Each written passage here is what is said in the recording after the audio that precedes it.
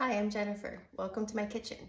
I'm making barbecue sauce today. It's something I always want to keep inside of my pantry because you never know when you need a quick meal. And so I wanted to walk you through the steps of how to do water bath. So water bath is a great way to preserve foods in your closet or your cupboards for 1 to 2 years.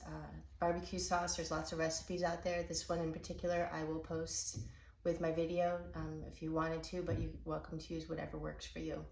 I like to make my own barbecue sauce because I don't care for high fructose corn syrup. I try to avoid it as much as I can. So this one in particular has got ketchup and brown sugar and soy sauce and ginger and spices and vinegar. But the ketchup I choose to use is the Simply Heinz because it doesn't have high fructose corn syrup. It just uses cane sugar. You could also make your own ketchup. So what I did was I just heated my jars. These are pint-sized jars. They hold 1 cup. And I use a Presto Precise because it's good for water bath as well as pressure canning. But when I first started water bath canning, I used a spaghetti pot, about that big. Put it on your stovetop, and I had a rack that goes on the bottom because you don't want your jars to touch the bottom of the pan. So I found one on Amazon that fit the container I already had. So you can buy kits. It has a funnel and a gripper. And then this particular tool is great for wiping around the edges of it to take the bubbles out, but it also has little ridges that would help with measuring your headspace.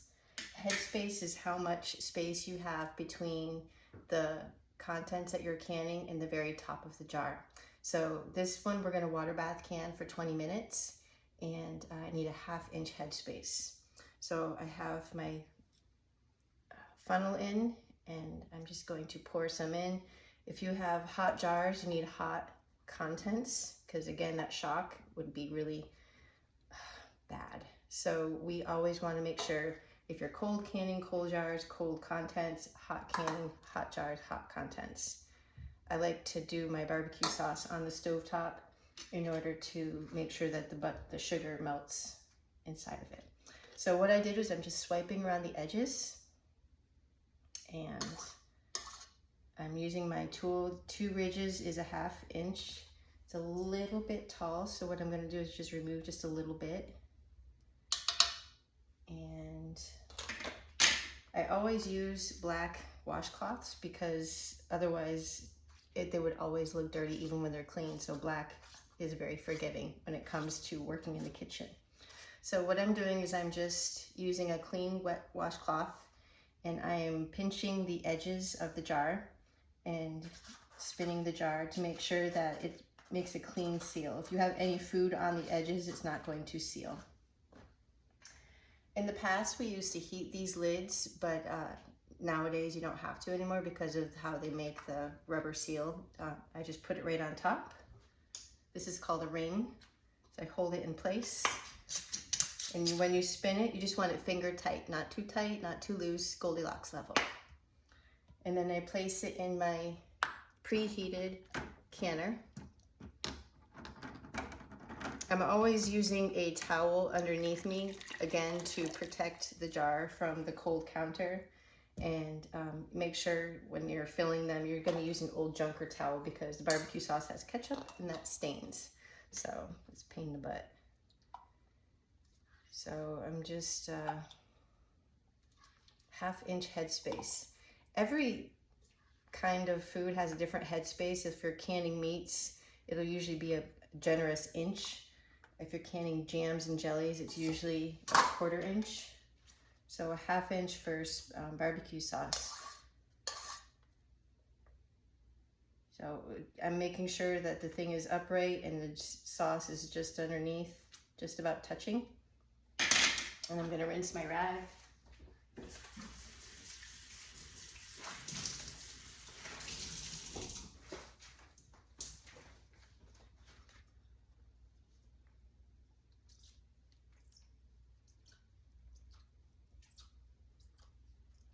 Here we go.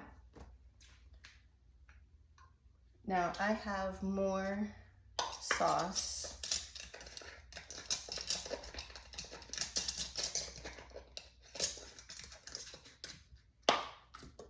So when this happens, I could just insert one of the jars, make it hot for a moment. Put this in here. Sometimes it happens where they don't all seal, and you're gonna know it seals when you are water bath canning. You set the timer once it starts boiling, and then for water bath 20 minutes, you don't start the timer until it's boiling.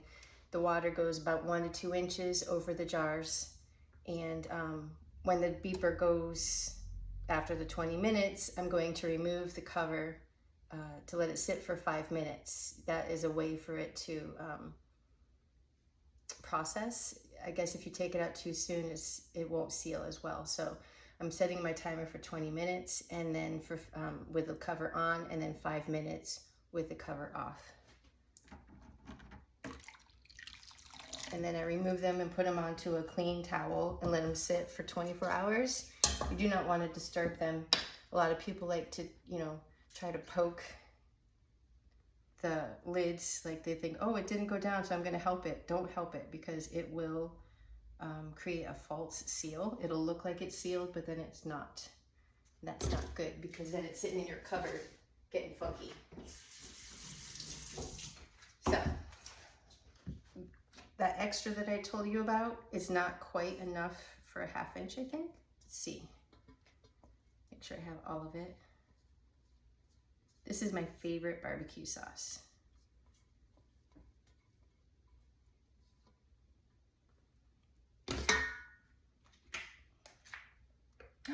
Guess what? It's a 1/2 inch. So I'm going to try to can this as well. If sometimes what happens is when I put it all together, I have just a little bit left over, but not enough to create a full jar, then I just cover it and put it in the fridge. So you don't have to water bath every single can. And again, if it doesn't seal, don't worry about it. Just pop it in the fridge and use it sooner. Nice and clean.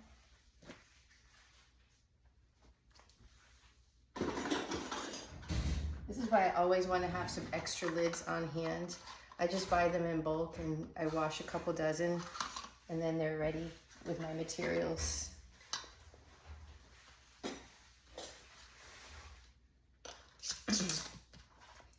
So again, as I'm going through all of this,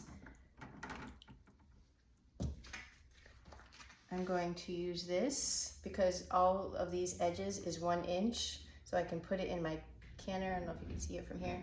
So I'll put it in my canner, and it is well within over the inch line. It's under the lip, so it won't boil over. Not a problem. So I have my timer ready to go. I'm gonna cover it, bring it to a boil, 20 minutes with the cover on, and then in 20 minutes I will take the cover off but keep them in there. And then after 5 minutes, I'll use my jar lifter and put it on a clean towel and let it sit there. You're gonna hear it go ping, ping, ping. That's always fun.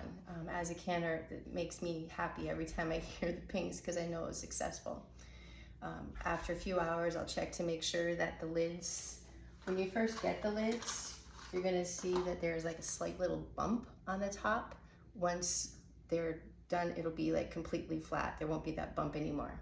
But let them sit there undisturbed for 24 hours, and then you're gonna remove just the rings, and then you're gonna wash the jars and the rings with soapy water and rinse them.